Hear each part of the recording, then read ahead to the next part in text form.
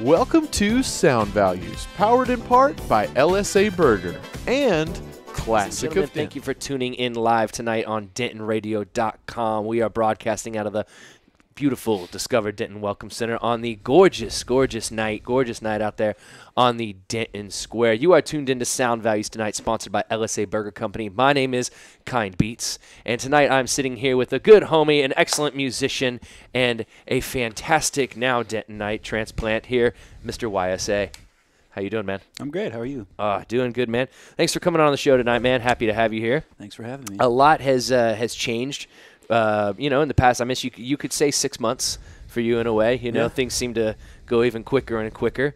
Quick recap: I met YSA here. Honestly, I think we met at Breakfast and Beats. Yeah. I think Sanford told you to come out, and you came out to that, and that's where we met. And that's where ever since. He's also one of the co-founders of I guess you could call it a collective, even though Lofty hates that name, but it is Something Modern. So check us out at somethingmodern.net. Also, like I said, the DJ and producer YSA, and he is also a guitarist for the metal band Debutante Brawl, ladies and gentlemen, right there. So a Renaissance man, if you will, a Renaissance man. So. Man, first thing I want to ask is, how's the arm doing? How's the arm feeling? It's all right. All right. Well, I mean, It's getting to bend a little bit more. Yeah. All right. It's usable. All right. But, have you been able to get back on the guitar a little bit more? Yeah. That's all kind of in good range. So nice. I've been able to play guitar for a while. That's what's up. So, man, when we first met, you had kind of you were DJing, but then you started to bring your guitar out as well. People kind of started to see that you were, and still the only person that we know of doing that in town who DJs and plays the guitar at the same time. Had some experience with Daniel Forrester, who came out that night you were DJing. Yeah. But then you started playing with a band, kind of started practicing with some other guys. Now, kind of tell me, how did that kind of first start? What led to that?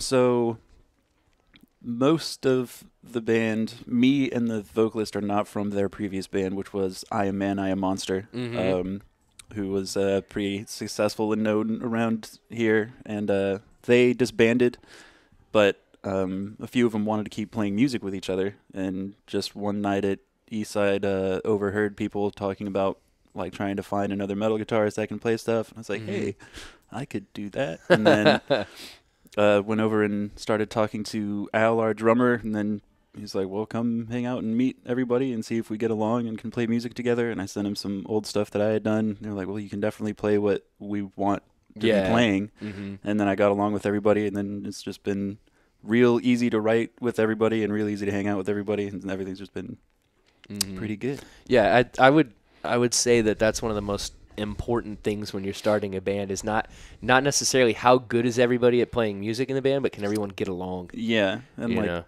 and work together and write together and not have like upset feelings if somebody's like, nah, that part shouldn't be like that, or this should go here, or maybe this should be better. But yeah, you've got. Well, I mean, having those. I mean, it's the same as like when we all show each other tracks. Especially like when you can get constructive criticism from people who know what they're doing.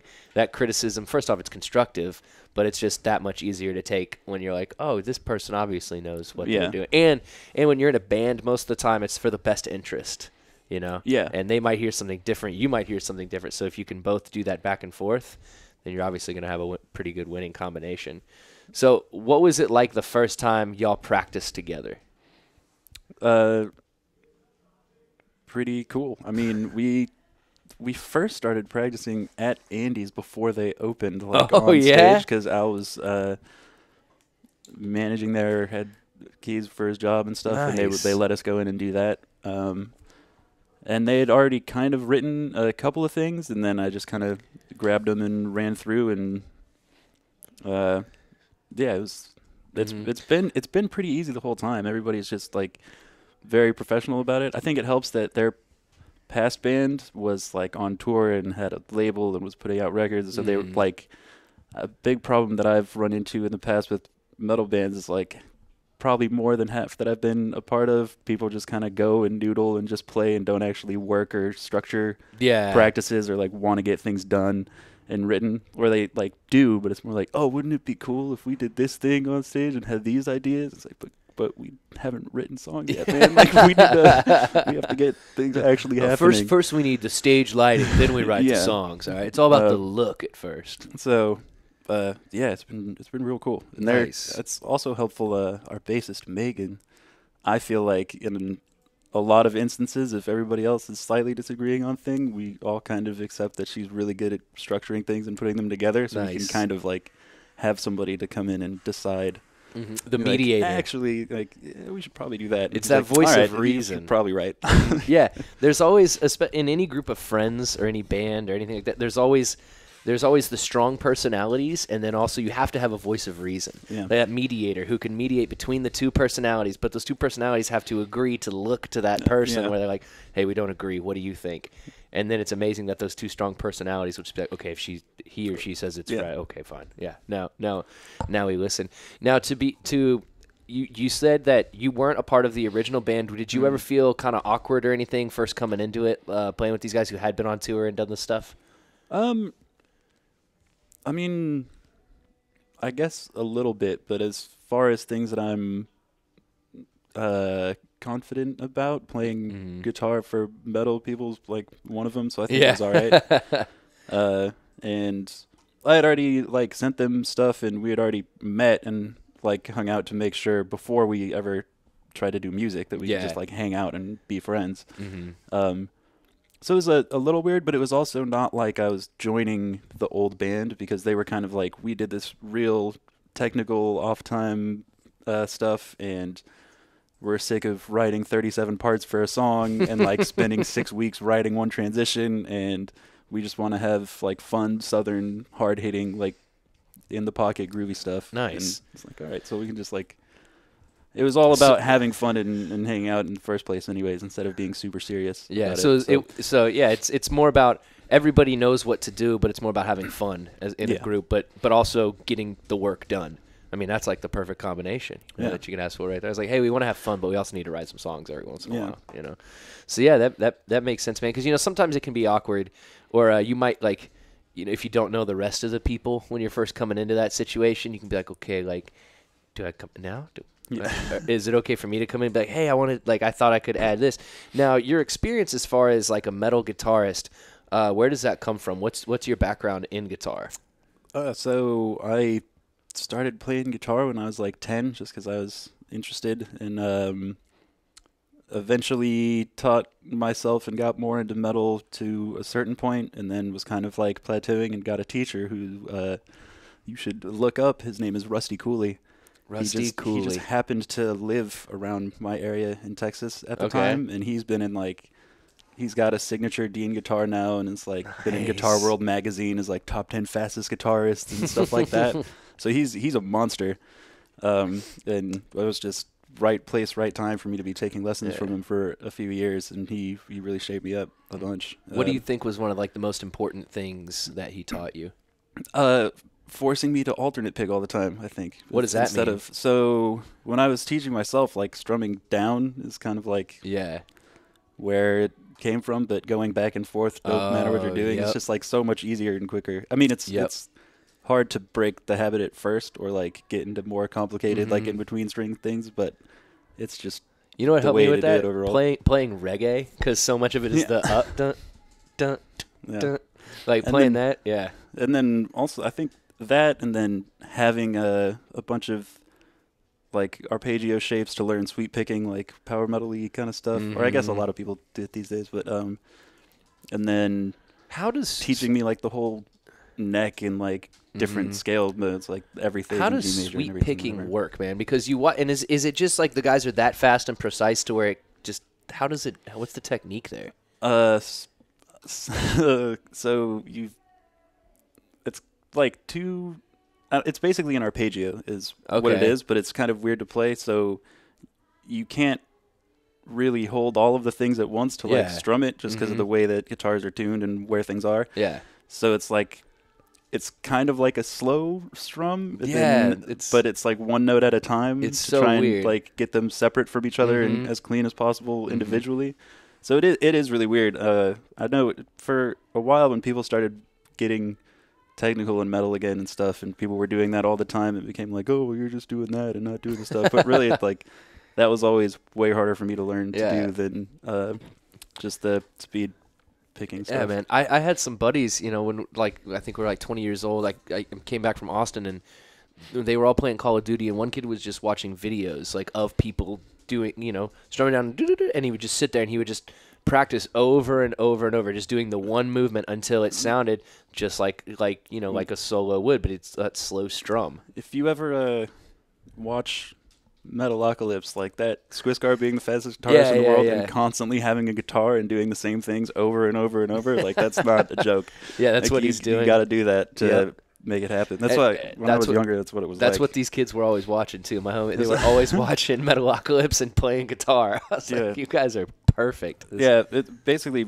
Rusty. Well, I started out doing 3 strings because you can do bigger, like longer arpeggios, but it's more to deal with if you're first learning. So it'd just be like a couple of strings and a small thing just to kind of get used to going back and forth slowly, like one string at a time, and then expand to another string and then get bigger. But a lot of it was just, I mean, the things that Rusty helped me with a lot was like just having exercises and shapes and notes that you can get your hands moving and do over and over, and makes everything else easier because it's like using all the right muscles and all the right fingers and all that stuff. Yeah. So have you implemented that technique with DB? We'll just call it with DB. You know, with the brawl. I haven't done.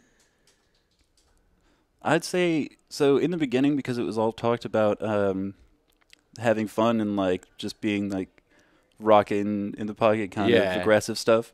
I only more recently started to write like a little bit of leads over stuff, or like a little bit more complicated things. And I think it's been going well, and everybody's receptive to it and stuff. But that's just kind of starting more recently. So there's nothing super wildly complicated in there, but it's starting to get like some more structure and like more lead rhythm stuff going on back and forth. Yeah, because you don't want to push it into what it was before. Yeah, you know, but you do as a musician. You're like, okay, well now let's try this. Yeah, you know, it's fun to do complicated stuff for me. That's what I always like it. Yeah. So you said it was kind of like. So would you say Debutante Brawl is like, you said like southern metal, and then you were like groovy stuff? But I think for a lot of us were like, wait, there's a lot of different genres in there. So is it more like, would you say it's more of like rock metal, and but it's got like some significant rhythm to it? I think we do have a few songs that are a little bit more all over the place. Okay. Because there's like some things that'll be like one that starts out real chuggy and heavy and just like fast double bass like China Cymbal, but then there's some that are just completely southern and like singing in the choruses and stuff, and sound more like a Maylene and the Sons of Disaster song or something like that. If people knew who that is. But so I think there is some southern rock that we try to keep going through that, but a lot of us listen to more complicated and heavy stuff than that, so it finds its way in certain parts. Absolutely, man. But try to make it work and all be fun and like able to like rock to. So having lived in like Houston and New Orleans, and then you also traveled to Japan, which you experienced some crazy metal stuff over there as well, which you've talked about. Where do you see as kind of like the I guess the differences in some of kind of the metal or more rock scenes, not only here in Texas, but then going to Louisiana, and then we'll jump all the way over to Japan?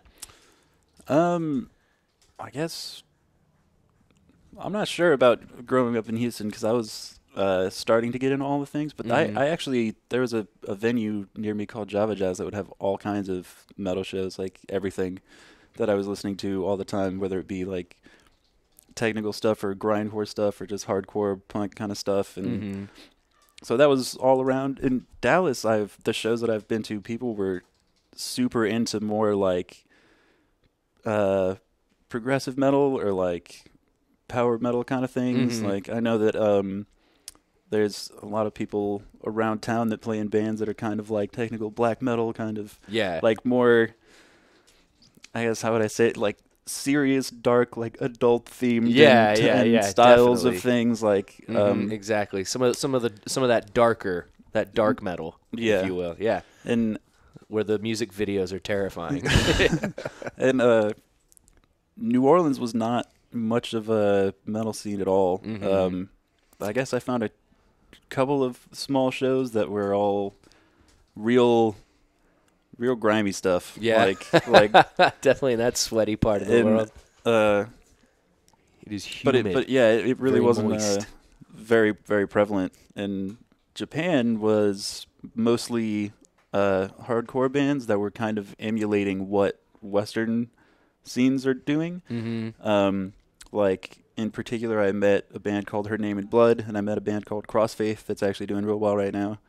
And another one was Before My Life Fails, but they're all like doing taboo things, like getting big piercings and tattoos and doing everything that they write, like lyrics and song names and all that was all in English. Okay. Even if they weren't very good at English, just because it was like the style of the thing that they were trying to accomplish. Yeah. And I think it was a lot of that, and then really weird, obscure, like noise, crazy stuff. Just because, like, it's Just either like- really crazy and weird, or like trying to emulate more regular, like Western styles. Yeah, of the more hardcore, in the pocket stuff you were talking Yeah. about. You know, does the subject matter? So you were saying, like, you know, in Texas and stuff, you'd have kind of like that darker feel, which a lot of the time comes with that, like that, you know, that voice right there. Did you find in Japan that there was like a different, maybe different subject matter in the songs and maybe different vocalizations?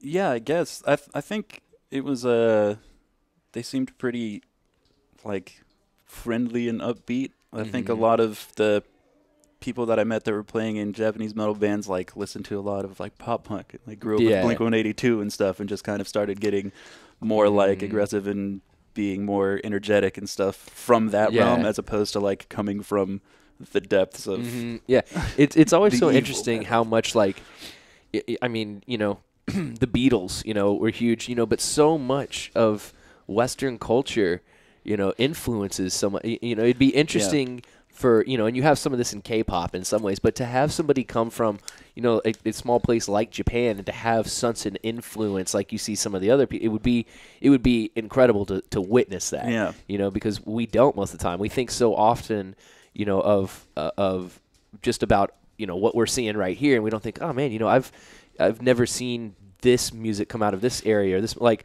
for me in Sanford, you know, there's so much good music in like Germany as far as that hip hop sound, and Sweden and France is like funk house, you know, like they did that amazing, and then England did, like, you know, with Scream with the deep bass wubs in the garage. There's actually one of that makes me think of the one band that I said, Crossfaith, that's got a really big following these days. They're out of Japan? But They're very but cool. but not they're touring around the world, but they kind of did like one or two Warped Tours in America and didn't really take off here at all. But every time I see them post about stuff, it's like UK shows, UK tours, Asia tours, all this kind of stuff. And for some reason, like what they were vibing with just never really vibed with audiences in America. But they do some cool stuff. Now It's Warped interesting, Tour, like, now Warped people do Tour's, different things. yeah, now Warped Tour's donezo. Yeah. From what I saw an article so, the other day that was like, Warped Tour sets up stage 20 yards from audience, like so it's this huge space in between the stage. I don't even know why. Oh, actually, I do know why, but I'm not gonna say it on the air because it was inappropriate. But it was hilarious. So during your time in Japan, you did get to hang out with some touring acts. Is that right? All right. So, what are there clubs specifically made for this type of music, or is this like basically this music just gets played wherever we'll have it? I mean, I think it kind of seemed like there were some clubs themed around it more. Okay. And I still see them post about playing in the same places like these days every once in a while. So I think I know Shibuya was an area that had a lot of the shows in different clubs. Antinook, I think, was one of them that had a bunch of metal shows there. But yeah, it seemed like kind of a a tight-knit community, at least at the time, just because it was so different. I was going to actually write my thesis on it, but that never happened. But because it was just so different from the norm over there that all of them and all the bands kind of knew and supported each other. I don't know, maybe it's kind of like how we're all trying to get each other on shows for playing beats and music and stuff like that. Yeah, and exactly. like trying to like stay as a unit and form things for each other. Because it was just not the way that Japanese populace was working in general. It was like everything in English all the time, like a bunch of tattoos and piercings that you're like, one of my friends would have like one of the sports sleeves that people wear sometimes at games and stuff to cover up his stuff whenever he was just in public. Oh, wow. Because he didn't want people to like see him and freak out about it. So many strange. Yeah. That's so interesting. It's wild to think about that, man.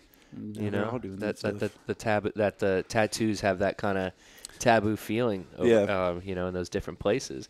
But then again, I mean, you know, Japan is such a older population, you know, too. Like their population is more old than they are young. Yeah, that's the problem that they have. Yeah, so it's something that's happening now with your experience going to those kind of shows, and then, you know, because that was like what in your early 20s. Yeah, when you were doing that.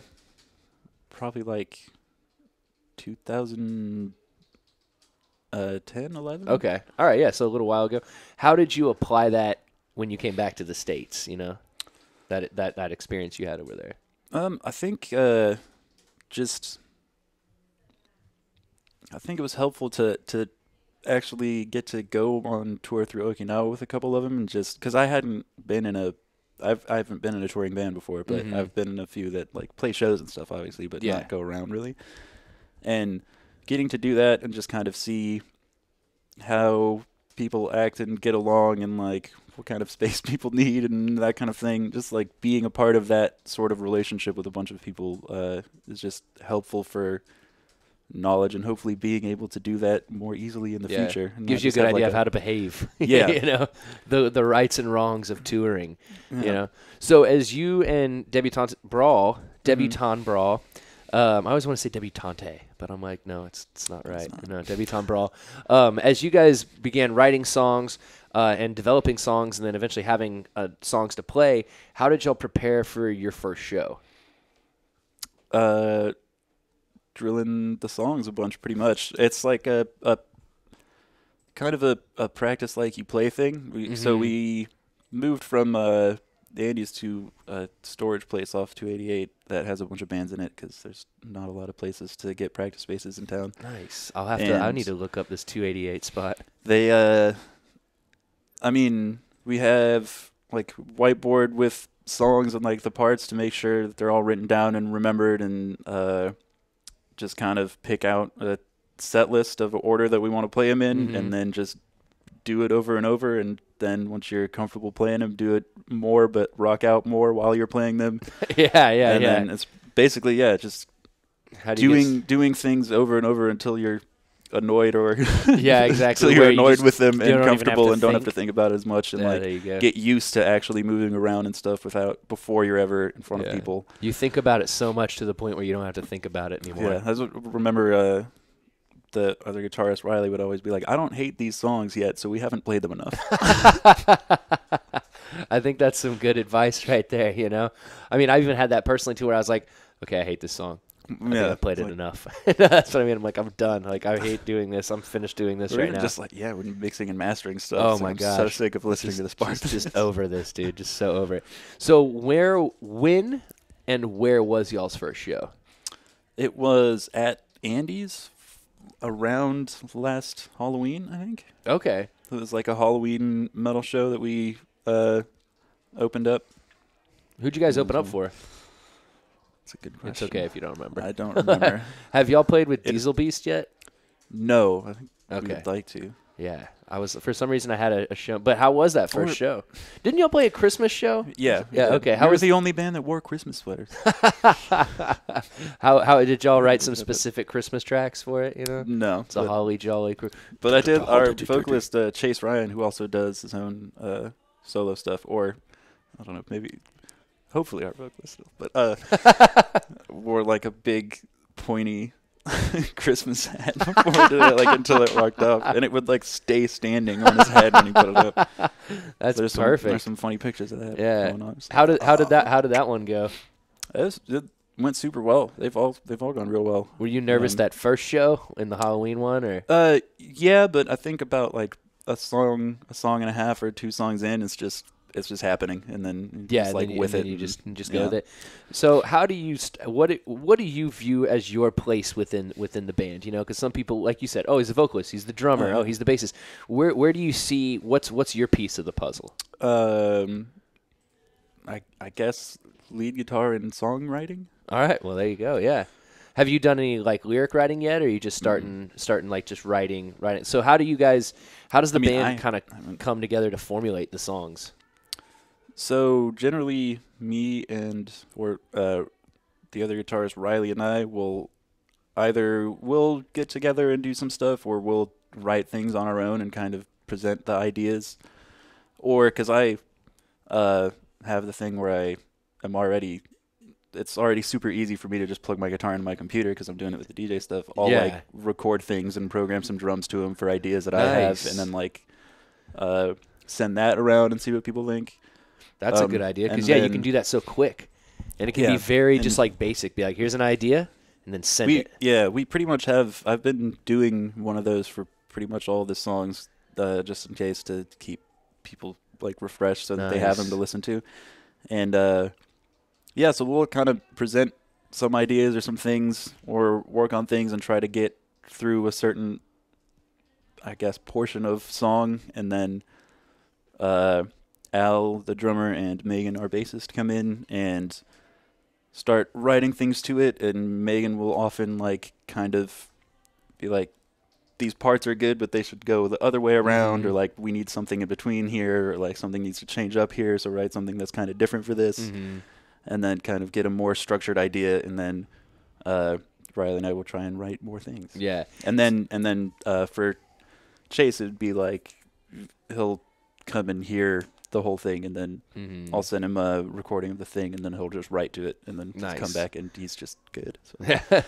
And it's always good to be in a room full of good musicians. Yeah. You know, even if you're the worst one in there, that's when it is kind of like the best part, because you're like, Now you're that much better. You're gonna get way better. It's a lot of fun. Yeah, it's definitely the easiest, most fun writing process of a band that I've been in. Well, really that's cool. what's up. Because I mean, even my experience is just like making my own music and then playing with other producers, like going down to Dallas and playing with those guys. I hear, and I listen, and I'm like, I can do that. I know how to do that. I just have to take the time to do that. Yeah. Like I can't mix a song in 5 hours. It might take a day. To sit down and put everything together and make it all sound nice. And you might have to go and change some things here and there, But yeah, being with a whole bunch of other people playing music will make you a far better musician than playing by yourself. No matter how long you really want to go for. So, do you guys have any shows that are up and coming? Anything? What's in the box? What's in the box? What's in the box is hopefully recording a couple things. There's been we've had to have some band meetings about talks. We have some talks. So we've all had some talks though. Especially because I didn't say that, but I broke my elbow. Yep. And have a bunch of screws and a plate in there now. So there was a big kind of like hiatus, and so we've been getting back into the swing of things and trying to get back on tightening some stuff up to record, and making sure after that break that everybody's still on board and figuring things out. And it seems like, it's all right. We're going to have the first practice with everybody all at the same time again on Thursday. So nice. Hopefully that goes well, and we record some stuff soon, and then we start trying to play more shows here and in Dallas and stuff too, because we haven't gotten down there yet. But you guys didn't play in Dallas. That was because Lofty played in Dallas when y'all played up here. That was the conflict. We were gonna, but with like the elbow and some other scheduling things, like a couple of shows that we had fell through. With the elbow and all. Yeah. That whole metal plate, in the arm. Dr. Slip and Fall over here. Probably that was such a good bad guy superhero name. Oh, yeah, Dr. that's what, Schlippenfall. Scott Levings. Oh, Scott, these guys are creative, man. Yeah. They're creative. They'll make it happen. So, as you guys continue to go forward here, writing songs, your arms healing.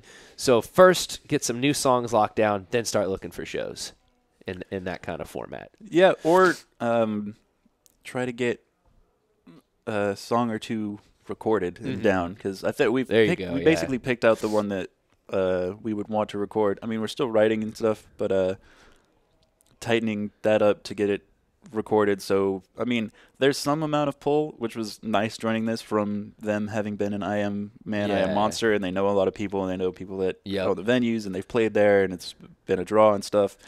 And then Chase actually used to be, he's like the original singer for a band called Memphis May Fire, so he's got some connections because of that too. That's what's up. Look at you. So just joined a group. I know. You did this twice. I always feel like I feel like another Metalocalypse thing when they're like all rattling off all the bands they've been in and stuff, and then Toki's like, "This is my first band." But yes, that's how you got to do it. But there's been a couple where it's like, well, we're not totally sure what you sound like and stuff, so trying to get something down to at least like just send around to people and be like, this is kind of who we are and what we do. Absolutely, man. Yeah, you got to. Yeah. It always helps to have the social. Like here's what we do now. That's what I was going to ask, and then and then I was like, oh wait, this is I Am Man, I Am Monster. These guys they all played all over the place, so they're good to go. Yeah, but then you do have to keep establishing those connections and keep them going. Yeah. So that's awesome, man. Well, dude, that's what's up, man. Yeah. There's a lot going on. Man. Yeah. Do you have any YSA stuff that's going to be going on or coming out? Yeah, I should. I have to figure out when. I was working on getting everything onto all of the online things today that is already out, like all the Spotify and stuff, because I haven't done that yet. Yeah. But oh yeah, and by the way, if you're gonna try to apply to DistroKid, just wait 2 days. Yeah, They'll wait a couple days. They send you discounts if you don't sign up all the way at first. Be lazy. It pays off. I guess. That happened to all four of us. Yeah. Me, you, Sanford, and Mercy. It happened to all four of us. Yep. So good. So it's just funny. Like, oh yeah, 35% off. You have 48 hours. Like 24 hours later, 40% off. You have 48 hours. They're really working. If I wait a week, sale. They're gonna give me $5 to join up. Yeah, exactly. We'll pay you. Just use our service. Come on. Oh man. Yeah, I have a handful of things that are organized into like a single project that I think are like pretty much done. But I want to try and figure out like maybe a release show or something, or like, I don't know, something to do about it, as opposed to just like, we'll do something dark and have mysterious. Have it be out. Be like, hey, here's a thing, guys. By the way. Yeah, we'll definitely we'll do something dark and mysterious on that for sure. And those are also speaking of dark and mysterious. Yeah, it is more like that, and it's more metally because I've been playing metal again. So there's more like rhythm guitar stuff in there and neater guitar tones, because I don't know why I never realized that I was playing guitar through a computer, so it can sound like whatever I want. Yeah, exactly. So yeah, you can just change it up. Yep. Yeah. That's awesome. Yeah, more stuff to try and rock out to live when I'm doing DJ stuff also. Exactly. That'll be fun. Well, I mean, one of my favorite riffs that you have is the it's like a heavier one that you would play. I think it's over another track, but you're definitely like it, dude. It's just the way it all harmonizes together. It's money. Yeah. It's money. So, ladies and gentlemen, tonight I have been sitting down talking here with YSA, Young Space Animal, also lead guitarist of Debutante Brawl. And, also maybe look out for that music you've been working on with Wales, too, lately. So, I'm looking forward to hearing some of that new stuff. Y'all stay tuned. Up next, we've got Ellie Bell and the Denton Vibe. I want to give a shout-out to our sponsors, LSA Burger, and make sure y'all tune in this Sunday from 1 to 2 p.m. for Sunday Brunch with your boy, Kind Beats, right here. We will see y'all next week right here on DentonRadio.com. Peace. Well, thank you for tuning in. We hope you enjoyed the show. Be sure to check out DentonRadio.com for new Denton artists and where they're playing next. While you're surfing the internet, make sure you check out our friends Classic of Denton at ClassicofDenton.com.